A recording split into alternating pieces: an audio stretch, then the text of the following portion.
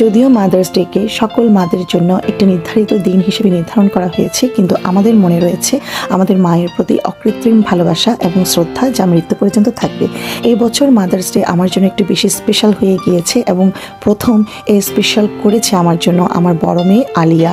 ও নিজের হাতে বানিয়েছে এই সুন্দর কার্ডটি, আপনারা অলরেডি দেখতে পাচ্ছেন। ড্র করা থেকে শুরু করে লেখা সব কিছু ওর নিজের, এবং সাথে অ্যাটাচ করে দিয়েছে অনেক লম্বা একটি চিঠি, যেই চিঠিটার মধ্যে ও এক্সপ্রেস করেছে আমার প্রতি ওর ভালোবাসা এবং ছোট্ট ছোট্ট অনেক বিষয় তুলে ধরেছে যা আমাকে ইমোশনাল করে তুলেছিল।